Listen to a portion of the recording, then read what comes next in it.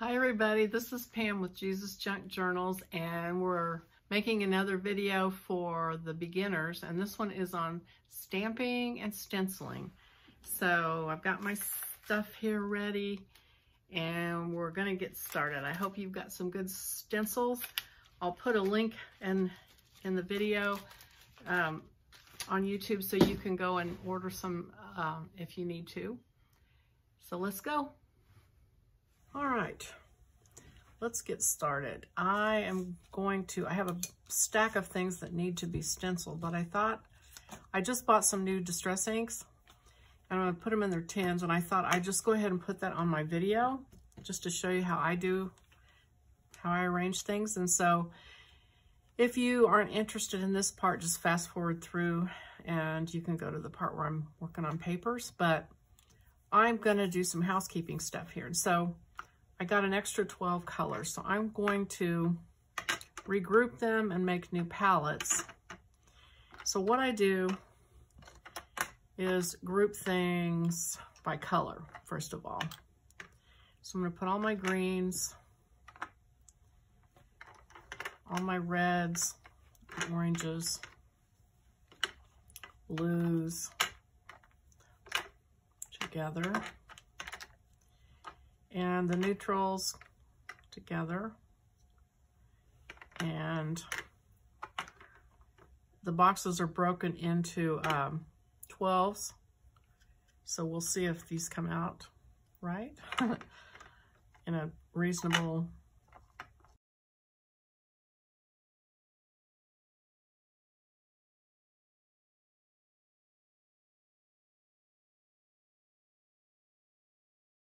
So the next thing you want to do is make a palette.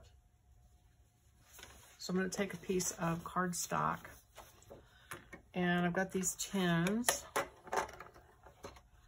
So I'm going to draw around them. I want them to be smaller than the lid, so I'm going to kind of move it over the edge there.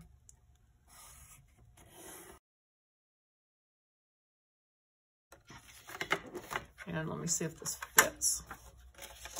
Yeah, that's good enough. And so I'm going to cut 3 of those.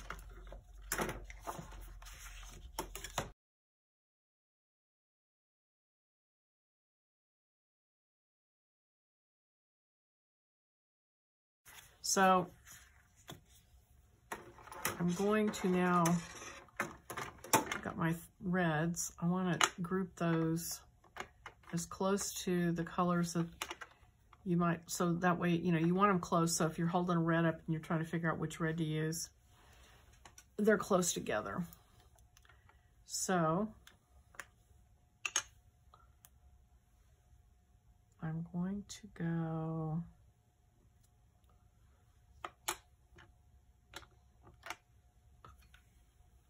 Abandoned Coral.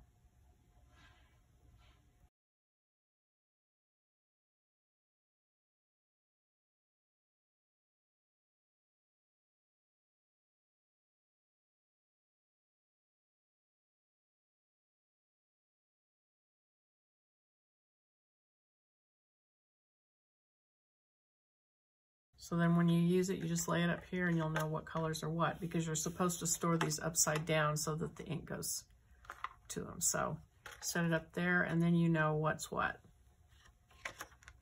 And then when you're done, I like to have it this way so that when I look through the lid, I can see what they are. Okay, so then I'm doing these. So let's see. So these 2 similar. These 3 are similar. These are outliers. Let's see.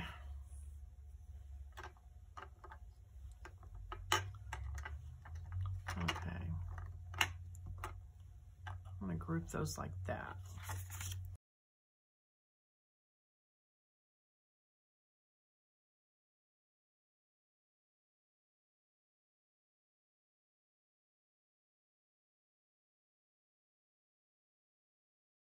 I got some new ink blending pads, which, okay, so that's that. A little bit of organization before I got too far down the road. Okay, so I'm going to start doing some stenciling. So I'm going to look for colors that go with this card by itself. And go with the bundled sage.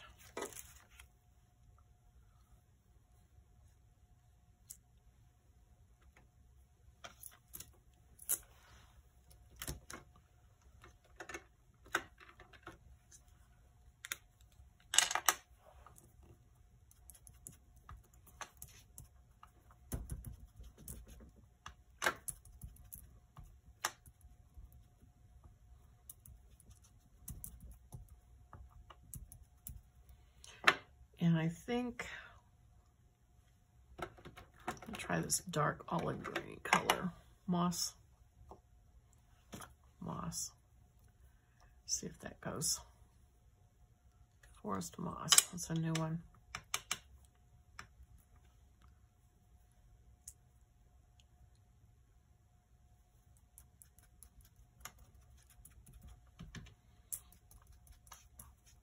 So I'm just kind of putting it wherever the other color isn't. Trying not to get circles.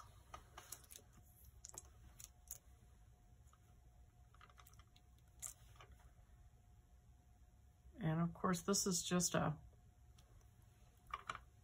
secondhand design, really, with the cover's the star. So this is just to make it, the point of it, of course, is just to make it not white. So I think I succeeded. Okay, so this also has greens. So I think I will maybe just do some, well, actually have some pink. I could, well, I tell you what, I'll do pink flowers. I'm gonna do some green. This is always the hard thing for me, is to keep the green straight, keep the colors straight. I end up mixing my daubers all the time. Okay, so I'm gonna lay this down and come back with the pink Tattered Rose.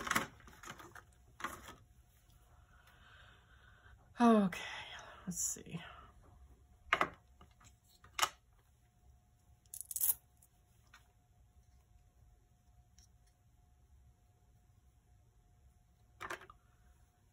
Okay.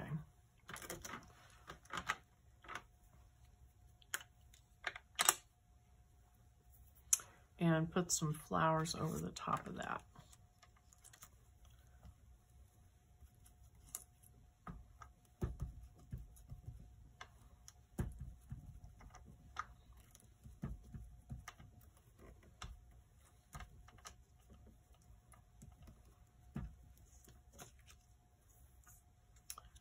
They barely show, but like I said, this is a secondary thing here. Okay, kind of cute. These cards will probably stay in the journals, but if they do come out, people look at the back of them, they won't be plain.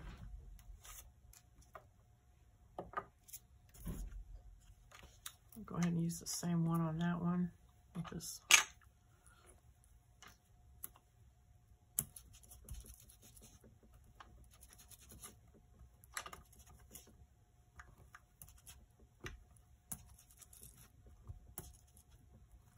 I started out and hit that really hard, which I did not mean to do. So now I have to go around it with about the same pressure so it blends out that circle I made.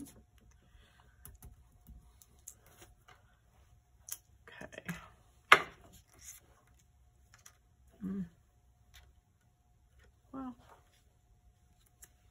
same thing on this one.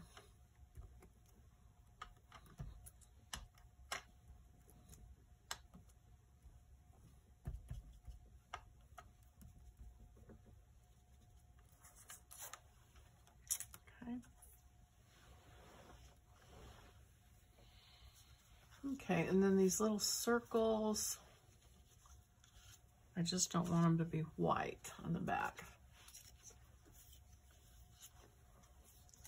Okay, so we've got kind of this turquoise and white. So I'm going to put the pink away.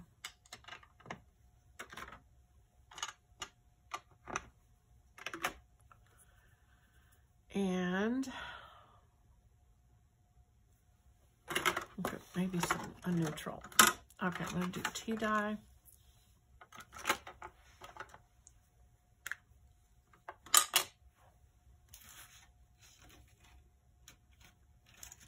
And just this.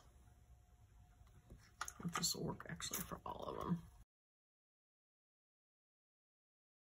Minimal, that's what I want. Nothing grandiose, just something to distract from a white. These I did not cut apart because I thought it would be easier to stamp them and then cut them apart. And so there's a lot of blue.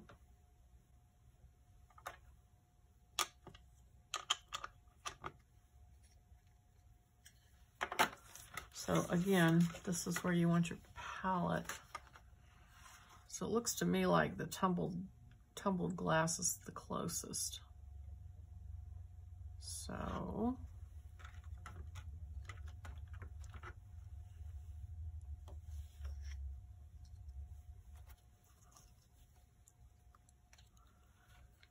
okay, so these,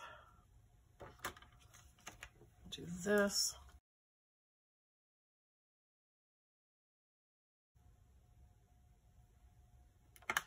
Tea dye.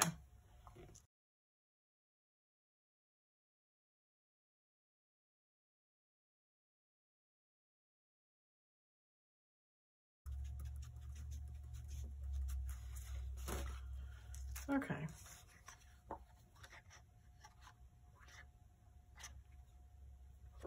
All right, I think that'll be all right. Okay, let's see. So this will be folded up and stuck in a pocket, so the outside will show. So I'm going to go back with the same one because I like it a lot. Sort of a fish scale design.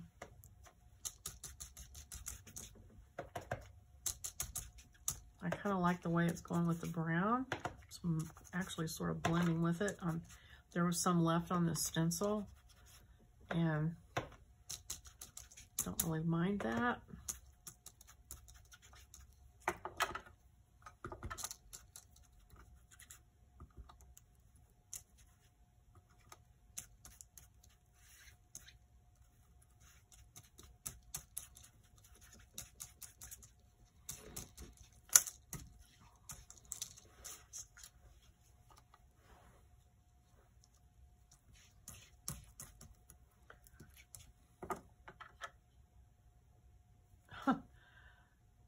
Okay, I think I got these switched around, perhaps. I don't know. We'll probably not ever look at, no one will ever look at the back of it, but I'm going to go ahead and use this again. And again, I just don't want it to be white.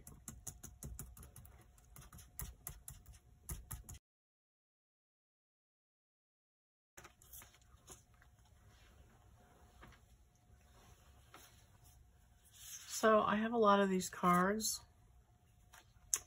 and I'm going to continue on with this, but I think you get the idea. You probably don't need to sit here and watch me do all of them. So I'll ink mine, and you guys ink yours and stamp and stencil, and you can also do, of course, some decoupage if you want to on these. That would be really pretty. So now we're back for stamping. And stamping can be stamps with the old-time stamps that are rubber. like this that have a wood base and you stamp with them. But nowadays, most of the stamps we have for crafting are flexible. They don't have the wood glued to them, or they're the silicone, which are really nice. And so I'm gonna go, hang on just a second. There's two kind of inks. There's water-soluble ink, and then there's permanent ink. It's called archival ink. And there's a reason for both of those. One is the archival ink is nice because if you stamp with it and then you go over it with something else, it doesn't run. So that's why you'd want to use that. So if you were going to start out with a piece of white paper, you would stamp on it with archival, then you could go over it. I'm going to show you, these are the silicone stamps that you can get everywhere. And what you need then is an acrylic block. And I got a set that had 3 different sizes in them, which is really nice because you don't want to use a bigger block than you absolutely have to, because if you put a little bitty stamp in the middle of this, you tend to, and you're pushing down, you will rock it side to side and it'll make a mark, or it'll ink up on the acrylic block a lot of times. And then when you press it, it'll leave a mark. So it's just, you want to use the block that's closest in size to what you're doing. So the cool thing about stamping, one of the coolest things that I think is you can write words. If you don't have pretty handwriting, you can make a word that looks awesome. And I'm gonna find a page here. This is my Heaven journal. So I'm gonna do Heaven. And so I have different fonts in these things. And I'm gonna use this big, it's like a hand cut paper font, is what it's supposed to be. And so I'm gonna stamp Heaven just so you can see. So they usually come with 2 sides of plastic. So you'll peel your letters off, you'll get your block, and try to build your word. So Heaven, you're gonna go from right to left, backwards, of course, just like typesetting, if anybody's ever done any of that. So H-E, you want it to look backwards. A, this is a crazy font. Some are caps and some are lower case letters. I might be able to squeeze the V on, so let me look for the V. But it's cool because it looks really nice and professional when you use a stamp. And with these fonts, you can make up the words yourself. You don't have to count on somebody else to think of them. I don't know if I'm gonna I probably won't get away with that. I'll just do these 3. And so you can use ink pads, or you can use your distress inks. And I think I'll put it in the darkest blue I have, which is, let's see, Chipped Sapphire. So get my little ink pad out. And so this is the other thing, you know, normally you think about an ink pad like this, and you think of your stamp, and you go like that down on your ink pad. But with these, you can lay your pads down and ink them up like this. And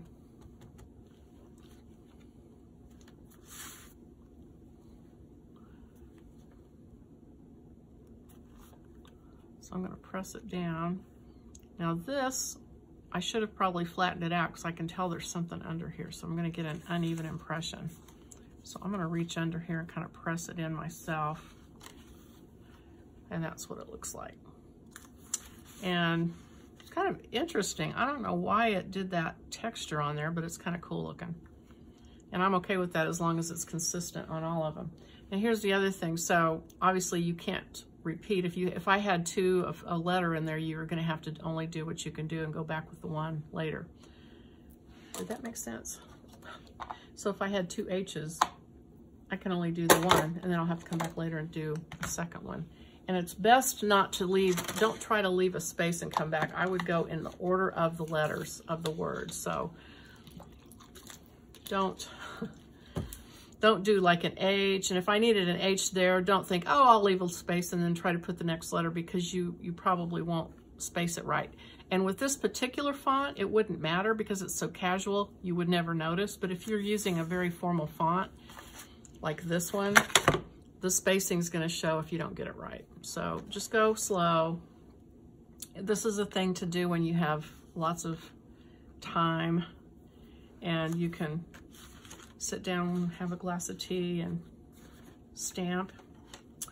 Okay, where's my block? There it is. Okay, so I'm going to continue with the V. Now I need the E again, and I put these in a bowl of water because these are water soluble, these distress inks, and so I just wash them as I go. Also keep some wet wipes, some baby wipes, and wipe them off that way and clean them up. And you're good to go. H-E-A-V-E-N. Okay, so there it is. Okay, so I'm going to ink it up again.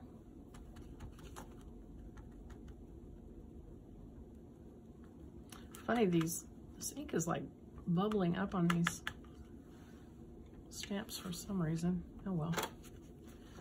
Uh-oh, what did I just say?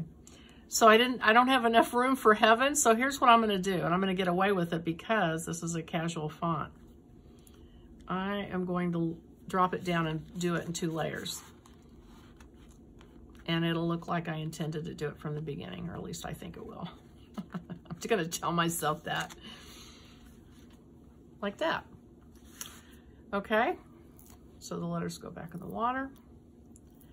And you get a wet wipe. Wipe off the block. You're ready to go on to the next color or whatever you're going to do. So I'm going to lay this over here and let it dry.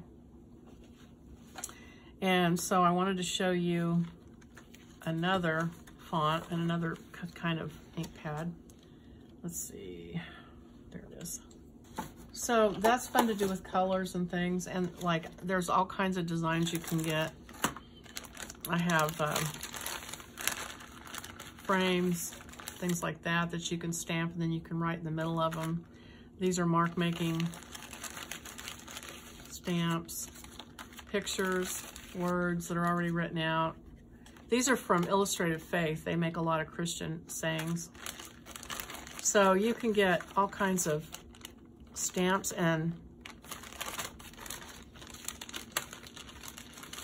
But the other thing you can do, and I think is fun, is I got these at Hobby Lobby, and they're very inexpensive, and they're the old-fashioned kind where you have a piece of wood with a rubber stamp on them. And I've got the uppercase and the lowercase. And I like these because you can really write out, you could write out like a whole sentence with these, and they look cool. So now these will leave a mark, and I don't mind it because I think it looks cool. It kind of adds to the vintage look of it to me. So like if I was going to write blessed, so I would start, say, with a B, capital B. And I normally dump these out and just work with them, like take the time to lay them out.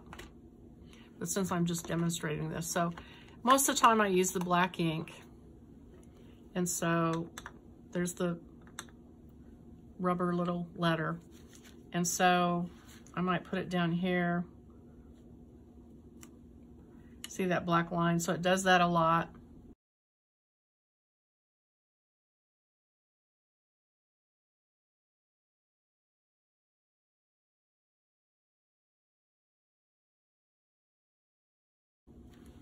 So that's what that looks like.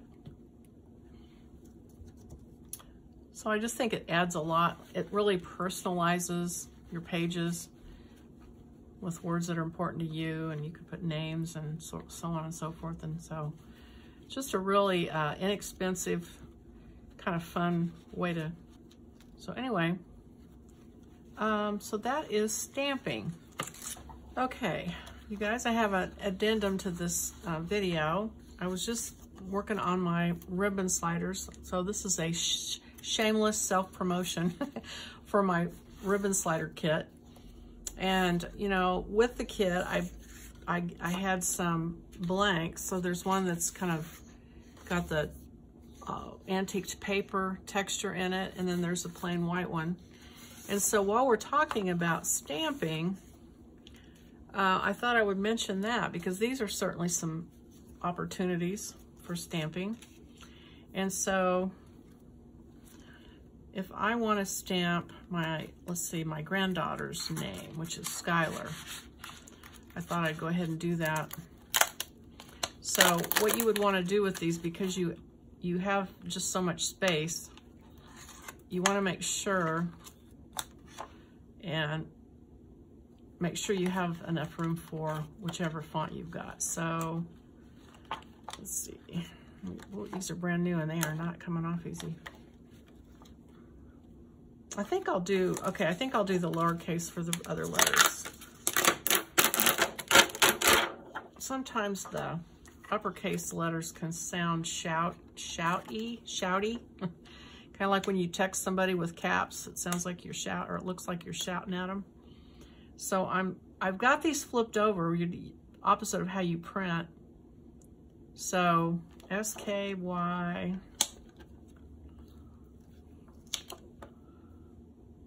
LER. This is a nice set of stamps because there's more than one letter. It's given me 2 of 3 E's. That's good. So, oops, forgot what I was doing. Turning them over the right way. No, wait, that's backwards. Okay, and then the R. Looks like it's gonna fit. So, checking it out.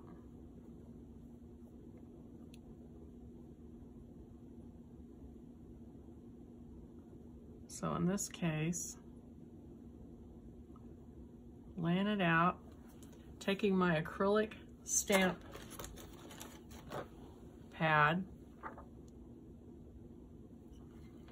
sticking the letters on. So then, and I'm going to test it on a piece of scratch paper just to make sure it's going to, yep, okay.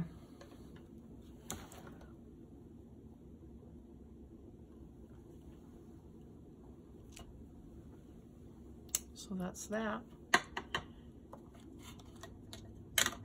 So anyway, these ribbon sliders, which I guess I don't know if you've seen or not, but they're meant to thread. They've got lines here to cut, and you cut the lines, and then you thread either fabric or this netting, or you can thread a ribbon through it.